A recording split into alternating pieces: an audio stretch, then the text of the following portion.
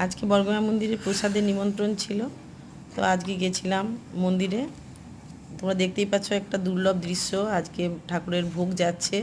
এই দৃশ্য দেখার সবসময় সুযোগ হয় না, যেহেতু আজকে আমাদের পরিবার থেকে ঠাকুরের ওখানে প্রসাদ খাওয়ার ছিল, নিমন্ত্রণ ছিল, তো আমরা ওই জন্য গেছিলাম ওখানে। আমার মামিমা, ও হচ্ছে মামিমা তার বৌমার সাতভক্ষণ উপলক্ষে আজকে মন্দিরে প্রসাদ দিয়েছিল। তো বেশি জন নয়, আমাদের কয়েকজন। এই দেখো ভেতরে কতজন বসে খাচ্ছে, এরা সবাই কুপন কেটে খাচ্ছে, 110 টাকা করে কুপন কেটে। আপনারাও বন্ধুরা যে কেউ এসে খেতে পারেন এখানে। তবে আগে থেকে একটু আসতে হবে, সকালে 10টা সাড়ে 10টার মধ্যে এসে কিন্তু কুপনটা কালেকশান করতে হবে, করলে আপনারা কিন্তু প্রসাদ পাবেন।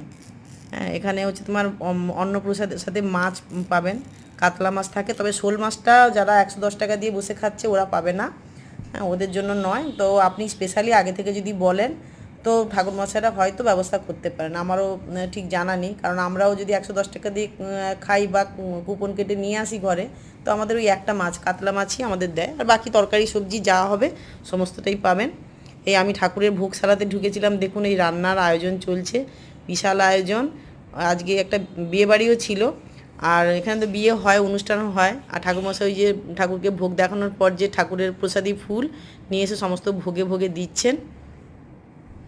সমস্ত দেখুন খাবারের সমস্ত সাজানো আছে। আজকে মাদার্স ডে উপলক্ষে যেহেতু মায়ের সাথে গেছিলাম, একটু সেলফি হবে না তা কি হয়, আমার ছেলেরাও গেছিলো।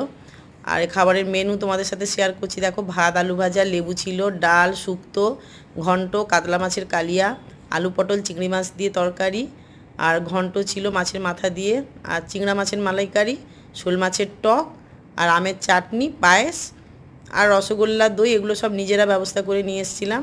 তো কেমন লাগলো বন্ধুরা তোমরা জানিও অবশ্যই। আর ঠাকুরের প্রসাদ যদি খেতে চাও তাহলে ওই রকম তোমরা যেখান থেকেই আসো না কেন 9টা সাড়ে 9টার মধ্যে ঢুকে যেও, কুপনটা কালেকশান করে নিও, দিলে হবে। টাটা।